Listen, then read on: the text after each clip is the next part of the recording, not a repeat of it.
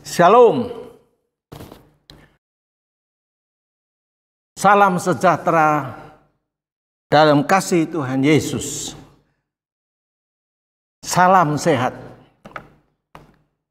Jemaat yang dikasihi oleh Tuhan Yesus, saya sebagai gembala jemaat mengucapkan selamat Paskah. Selamat hari kebangkitan Tuhan Yesus, Tuhan kita pada hari ini. Tema firman Tuhan yang saya ambil untuk pagi ini adalah Maria Magdalena yang terambil dari Yohanes pasal yang ke-20 ayat 1 hingga 18. Saya bacakan. Kebangkitan Yesus.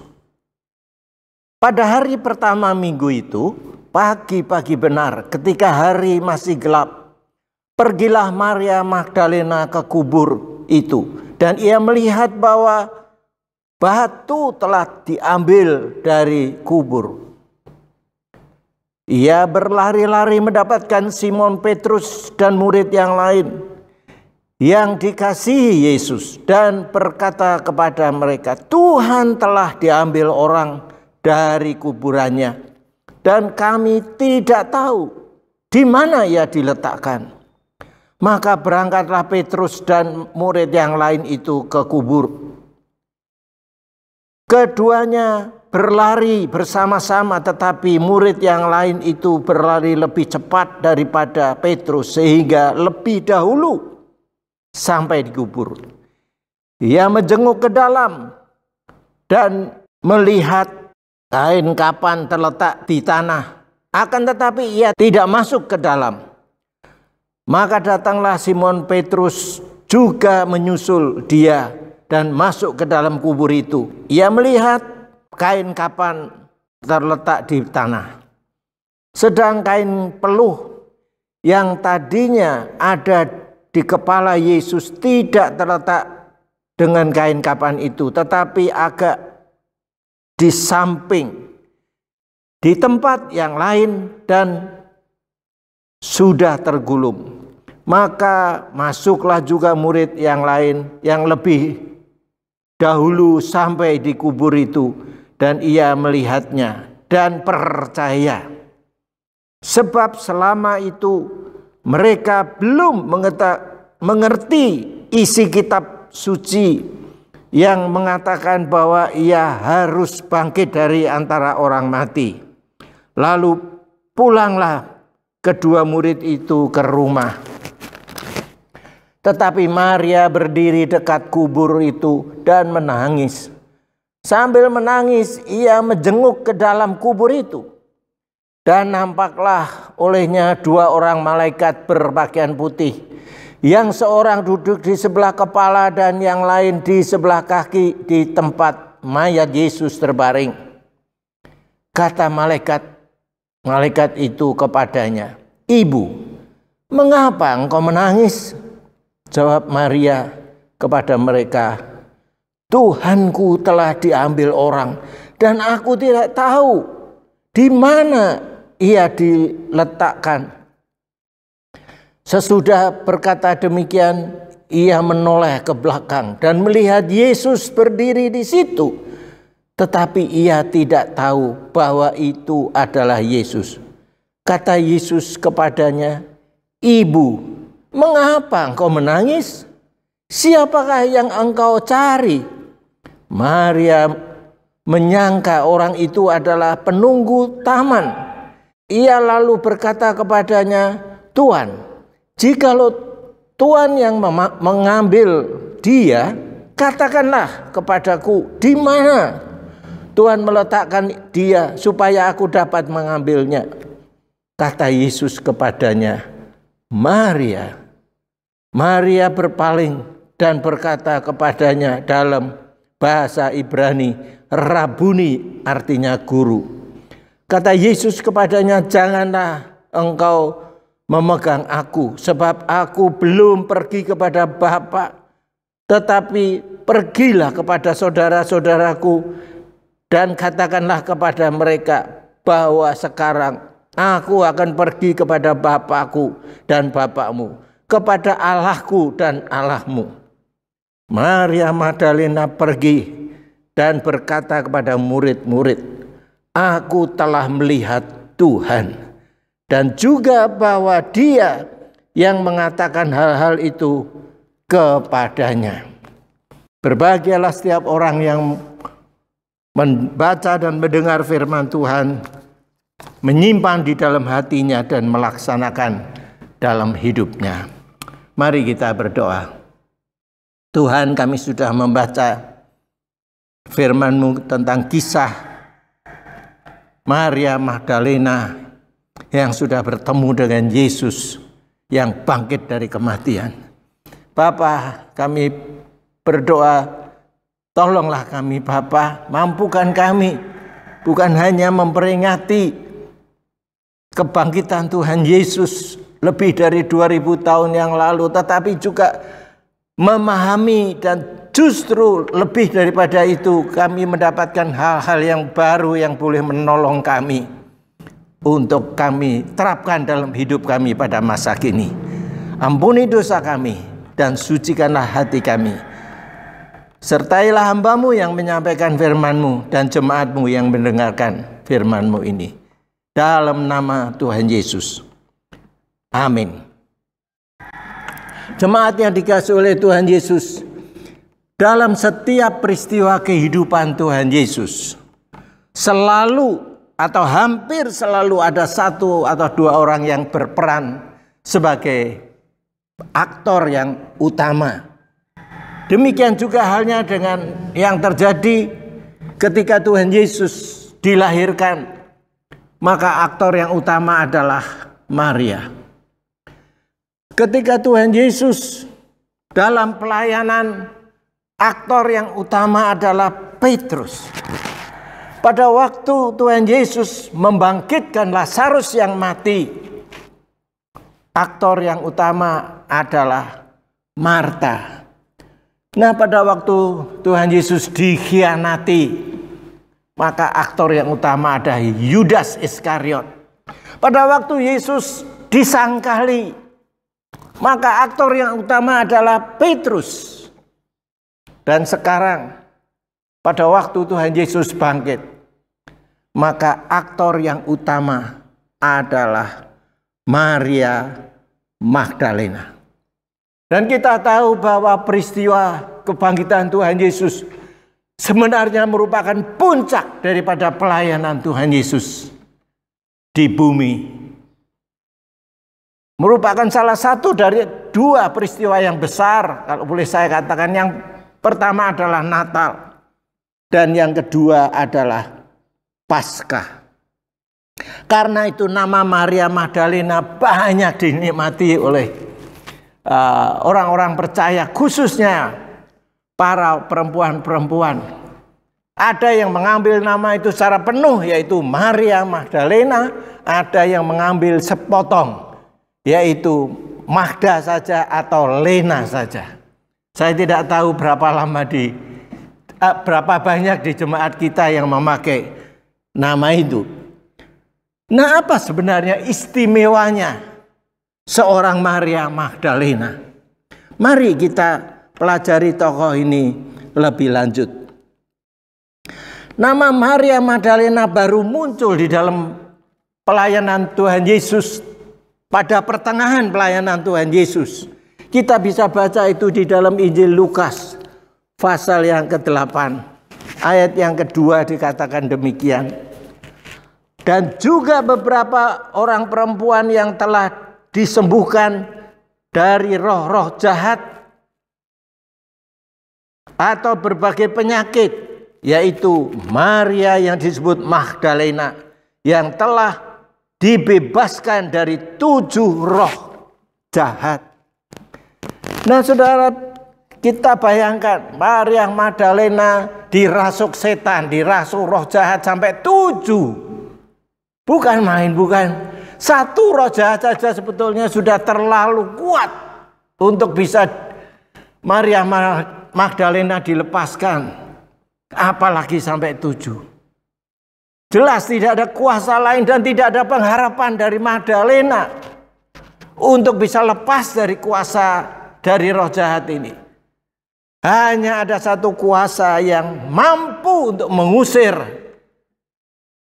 7 roh jahat dari Maria Magdalena, yang tidak lain adalah kuasa Tuhan Yesus sendiri. Kuasa Yesus lebih besar dari kuasa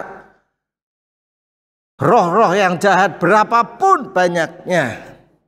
Nah, ada satu latar belakang lagi dari Maria Magdalena. Walau yang satu ini masih pro dan kontra di antara para penafsir Alkitab. Anda tahu berapa kali dalam pelayanannya Tuhan Yesus diurapi oleh seorang wanita, seorang perempuan, diurapi dengan minyak wangi atau minyak narwastu. 1 kali, 2 kali, atau 3 kali. Yang benar adalah 3 kali. Yang pertama yaitu ketika dia berada di rumah seorang Farisi. Di dalam Lukas 7 ayat 36 sampai 38. Yang kedua, ketika dia berada di rumah Simon, si kusta. Mungkin dia pernah kena penyakit kusta tapi telah disembuhkan oleh Tuhan Yesus. Di Injil Markus pasal 14 ayat 3. Dan yang ketiga di rumah Maria dan Marta. Yohanes 12 ayat 3. Nama perempuan di rumah orang Farisi dan di rumah Simon tidak disebutkan. Tetapi banyak penafsir yang berpendapat bahwa perempuan yang di rumah orang Farisi itu adalah Maria Magdalena, yang disebut sebagai orang yang berdosa alias PSK. Yang ingin saya katakan ialah bahwa apapun latar belakang seseorang, dan sejelek, seburuk apapun latar belakang orang yang datang kepada Tuhan Yesus, bertobat dan percaya, maka latar belakang tidak lagi menjadi penting.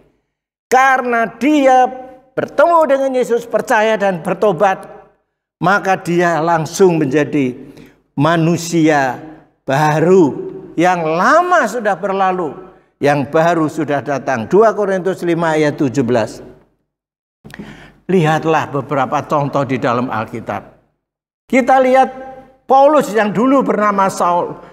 Dia adalah seorang yang membenci orang Kristen, membenci murid-murid Tuhan Yesus, dikejar-kejar, ditangkap dan dipenjarakan. Tetapi akhirnya kita tahu dia menjadi seorang murid Tuhan, rasul yang boleh dibilang terbesar pada masa itu. Demikian juga dengan yang lain-lain, misalnya Matius seorang pemungut cukai. Demikian juga dengan Zakheus yang dibenci oleh masyarakat oleh karena memeras harta masyarakat atau pemberi atau pembayar pajak. Tetapi Tuhan Yesus memanggil mereka menjadi salah satu rasulnya dan juga pengikutnya. Nah, saudara-saudara, beberapa hamba Tuhan yang melayani di GKMI, demikian juga di pos-pos PPK, pernah menyaksikan bahwa dulunya juga mereka itu membenci Tuhan, membenci gereja Tuhan, membenci orang Kristen.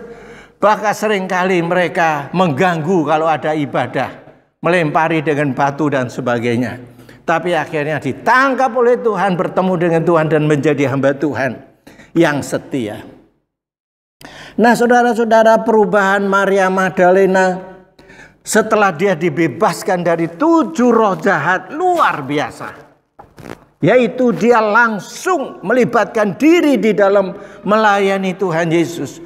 Bukan hanya dengan tenaganya, waktunya, tetapi juga dengan hartanya. Seperti yang disebutkan di dalam Lukas yang ke-8 ayat yang ke-3 dikatakan demikian.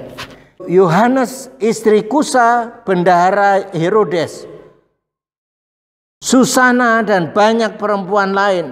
Perempuan-perempuan ini melayani rombongan itu dengan kekayaan mereka. Ayat yang kedua bagian yang terakhir disebutkan Maria yang disebut Magdalena yang telah dibebaskan dari 7 roh jahat.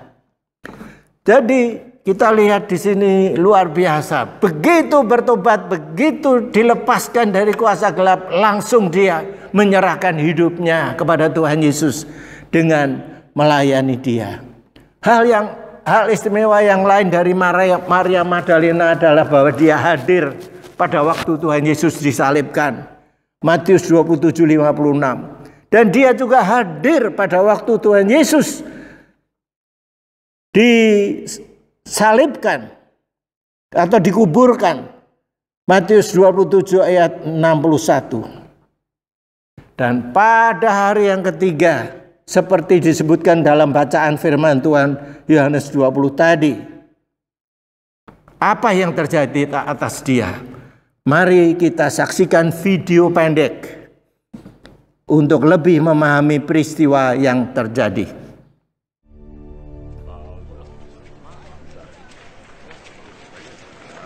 After this, Joseph, who was from the town of Arimathea, asked Pilate if he could take Jesus' body. Joseph was a follower of Jesus, but in secret because he was afraid of the Jewish authorities. Pilate told him he could have the body. So Joseph went and took it away.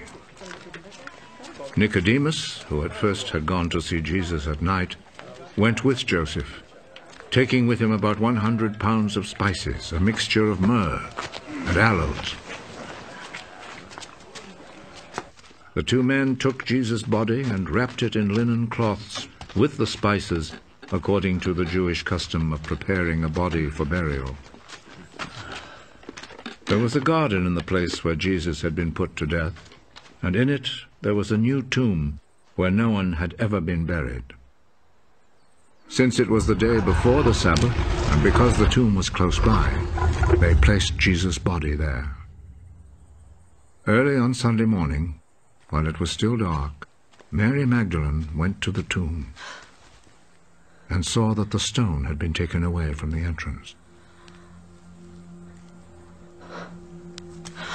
She went running to Simon Peter and the other disciple whom Jesus loved.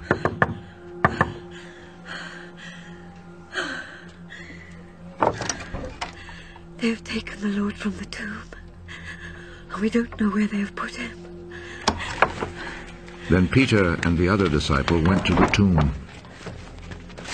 The two of them were running, but the other disciple ran faster than Peter and reached the tomb first. He bent over and saw the linen cloths, but he did not go in. Behind him came Simon Peter, and he went straight into the tomb.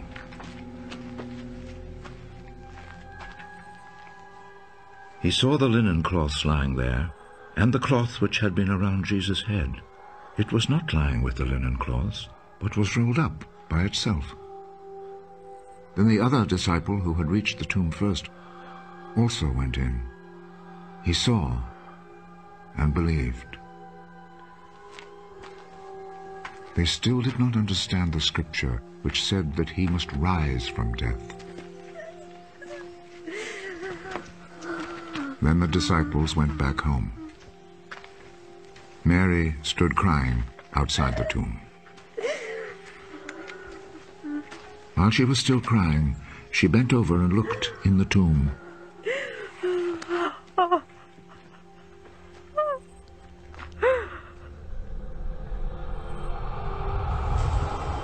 And saw two angels there, dressed in white, sitting where the body of Jesus had been, one at the head, the other at the feet. "Woman, why are you crying?" they asked her. They have taken my Lord away, and I do not know where they have put him. Then she turned around and saw Jesus standing there. But she did not know that it was Jesus. "Woman, why are you crying? Who was it that you were looking for?" She thought he was the gardener, so she said to him, If you took him away, sir, tell me where you have put him, and I will go and get him.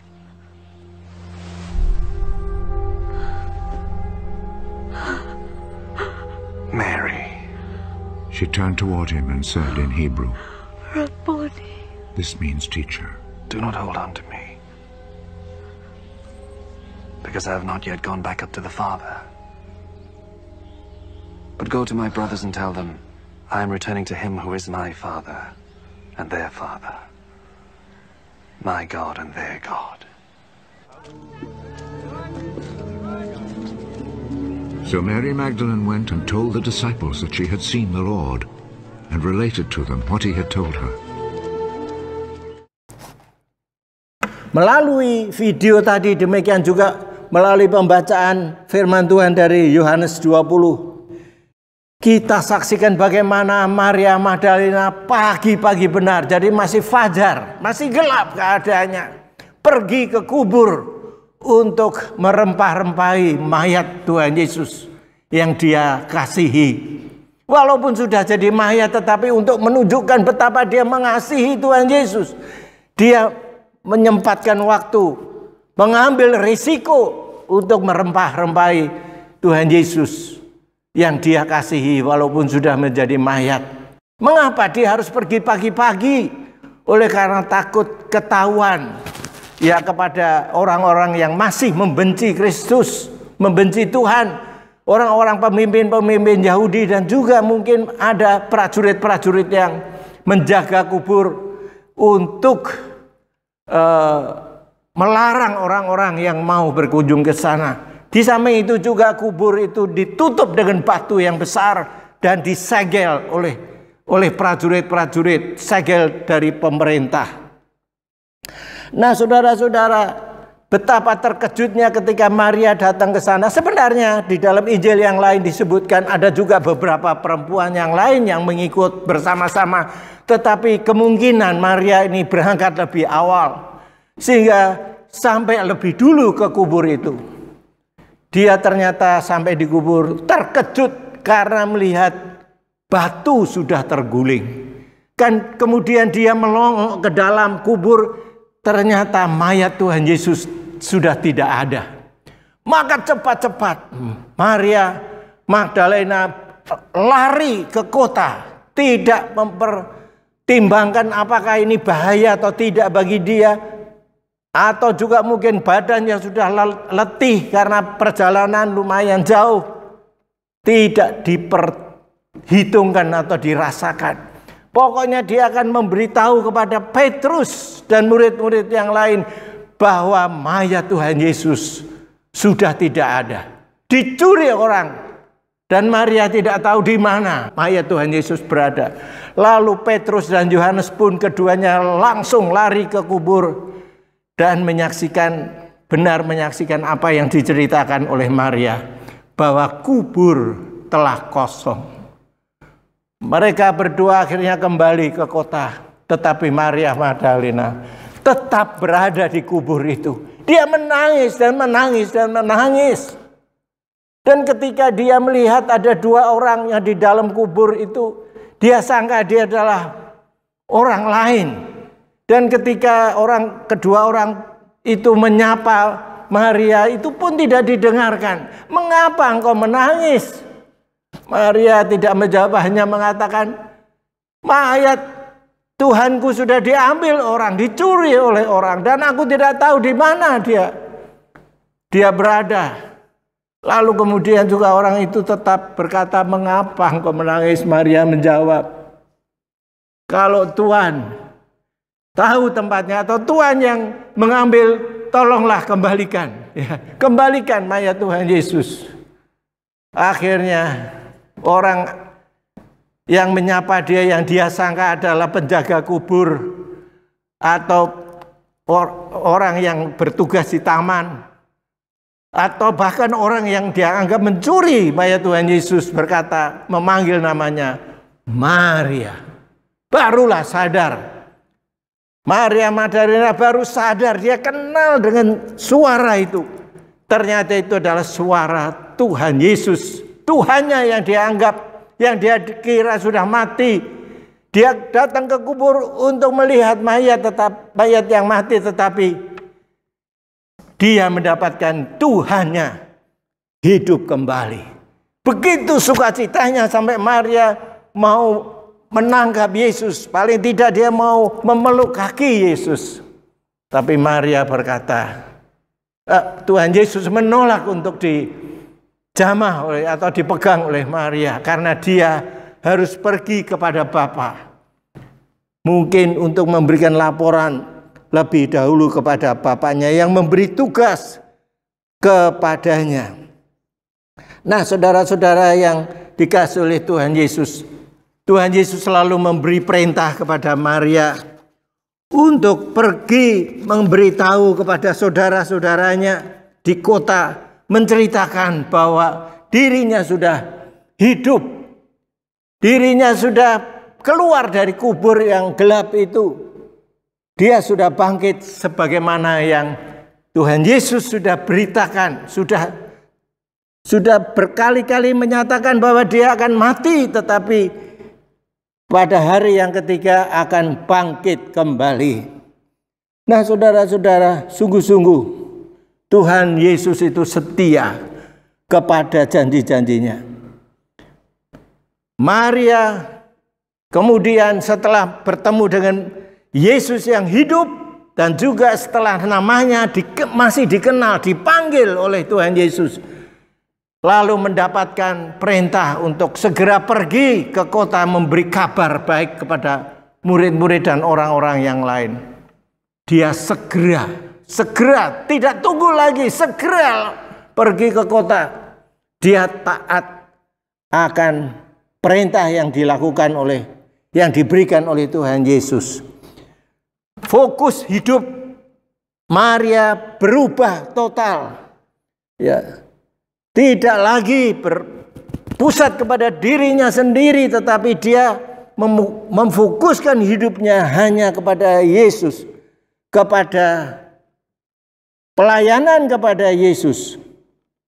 Karena dialah orang pertama yang bertemu dengan Yesus setelah dia bangkit, dan juga orang pertama yang mendapatkan perintah untuk memberitakan kabar baik tentang kebangkitan Yesus. Nah, kalau Maria Magdalena yang menyaksikan dengan mata kepala sendiri bahwa Tuhan Yesus sudah bangkit dan bahwa Tuhan Yesus sudah memanggil namanya, dan bahwa hal itu benar-benar telah mengubah hidup Maria Magdalena, maka begitulah dia di dalam pengabdiannya maupun di dalam pelayanannya. Setelah itu dia bersungguh-sungguh. Nah, bagaimana dengan Anda dan saya? Apa makna berita kebangkitan Tuhan Yesus bagi kita? Apakah karena kita sudah terlalu sering mendengar berita kebangkitan minimal 1 tahun sekali, berarti sudah berkali-kali bahkan mungkin berpuluh-puluh kali menganggap bahwa kabar kebangkitan Tuhan Yesus adalah hal yang biasa, tidak berarti apa-apa? Seperti cerita anak sekolah minggu yang diulang-ulang terus dari waktu ke waktu, serta tidak mengadakan perubahan apa-apa di dalam hidupnya. Hidupnya sama saja, sami mawon, sama saja dengan waktu-waktu yang lalu. Tidak ada perubahan, bahkan juga bagi beberapa orang mengalami kemunduran.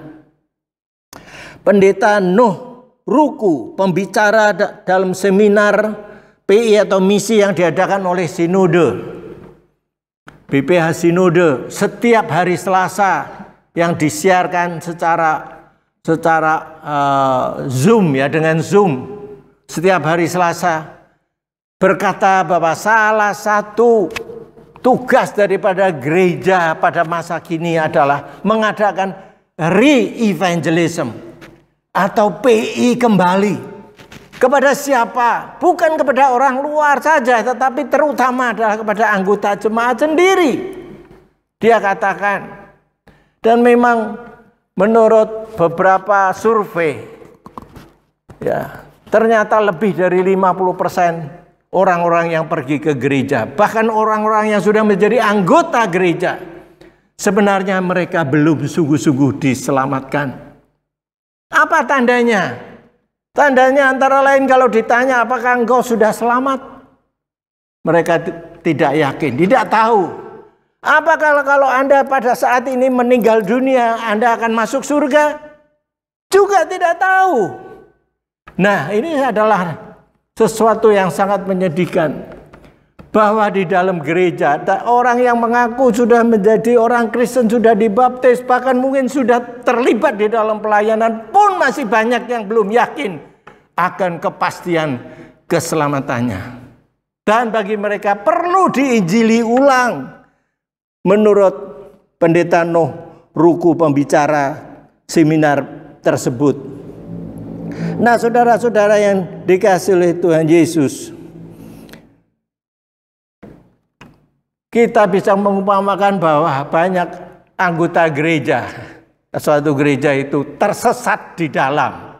Ya, kalau orang tersesat di luar gereja itu sesuatu yang bisa dimengerti karena mereka mungkin belum mendengar Injil, atau kalau tahu sudah mendengar tapi hanya sesewaktu saja. Tetapi ini adalah orang yang sudah di dalam gereja, sudah berpuluh ratusan kali mendengar Injil. Bahkan mungkin sudah jadi anggota gereja, dibaptis dan sebagainya. Tetapi ternyata masih tersesat. Seseorang mungkinkah tersesat di dalam rumahnya sendiri? Mungkin ya. Kalau rumahnya itu gede sekali, katakanlah 1 hektar katakanlah bangunannya. Bisa dia tersesat di dalam. Nah, saudara-saudara yang dikasihi oleh Tuhan Yesus, maka mari kita belajar apa makna kebangkitan Tuhan Yesus, khususnya yang dialami oleh Maria Magdalena ini. Kita bisa mengambil maknanya. Yang pertama, bahwa tidak tahu dan tidak yakin bahwa ini adalah menurut survei tadi, seseorang itu masih tersesat di dalam oleh karena tidak tahu dan tidak yakin bahwa dirinya sudah selamat atau belum. Yang kedua, tidak memiliki keyakinan atau kepastian keselamatan akan masuk surga atau tidak kalau meninggal. Dan yang ketiga adalah tidak ada perubahan hidup yang berarti setelah menjadi orang Kristen. Itu yang pertama. Yang kedua, yang kita bisa pelajari dari Maria Magdalena ialah seperti yang dibuktikan oleh Maria Magdalena, bahwa latar belakang hidup sejelek apapun yang dialami oleh seseorang, tetapi ketika dia datang kepada Yesus, mengenal dia, menerima dia sebagai Tuhan dan Juru Selamat, tidak lagi itu ada artinya. Seperti yang tadi saya katakan. Karena begitu dia encounter atau bertemu dengan Tuhan Yesus, menerima dia, hidupnya sudah menjadi hidup yang baru. Yang ketiga, orang yang benar-benar seorang yang telah dipanggil dan diselamatkan oleh Tuhan Yesus, ada tanda yang lain, ialah bahwa dia mengenal Yesus dan juga dikenal oleh Yesus. Sama seperti Maria Magdalena tadi. Tuhan Yesus memanggil dia dengan namanya. Dikenal. Dan Maria juga bisa mengenal suara. Itu suara Tuhan Yesus. Jadi sama seperti yang di dalam perumpamaan gembala yang baik. Di mana gembala itu memanggil domba-dombanya dengan nama masing-masing. Dan domba-domba itu mendengar suara gembalanya. Domba-domba itu mengenal suara gembalanya. Demikianlah seharusnya terjadi atas seorang yang benar-benar sudah menjadi murid Tuhan. Menjadi orang-orang yang percaya. Dia mendengar suara Tuhannya. Dia tahu bahwa ini adalah suara gembalanya. Suara Tuhannya yang hidup. Tapi juga Tuhan mengenal suaranya, mengenal dombanya masing-masing. Dan yang keempat, setelah bertemu dengan Tuhan Yesus dan namanya dipanggil, kita tahu bahwa Maria Magdalena mendengar perintah Tuhan Yesus dan taat serta pergi segera ke kota, memberitahukan kabar yang baik ini kepada murid-murid yang lain dan juga terutama Petrus dan Yohanes. Ya, ketaatan akan firman Tuhan itulah ciri yang pasti bagi hidup seseorang yang sudah mengenal Tuhan. Saudara-saudara, sebagai penutup, masih ingat akan komitmen pemuritan yang kita ucapkan setiap ibadah, dalam setiap ibadah kita pada hari Minggu, khususnya sebelum pandemi. Mungkin ada yang ingat, ada yang tidak. Nah, kalau ingat saja tidak, bagaimana kita bisa mentaatinya? Sangat menyedihkan, bukan? Oleh karena itu, supaya kita tidak terlalu lama melupakan akan komitmen pemuritan yang seharusnya saudara dan saya yang mengaku sebagai murid Kristus, bukan saja kita ingat, kita hafal, kita ucapkan, tetapi lebih daripada itu kita lakukan dalam kehidupan kita. Mari saya mengajak kita semua bangkit berdiri dan kita mengucapkan komitmen pemuritan ini lagi. Sebagai jemaat Mennonite, marilah kita bersama-sama mengikrarkan komitmen pemuritan. 2, 3. Kami bersaksi bahwa tidak ada seorang pun dapat mengenal Kristus kecuali mengikutinya setiap hari dalam kehidupan. Amin. Tuhan memberkati.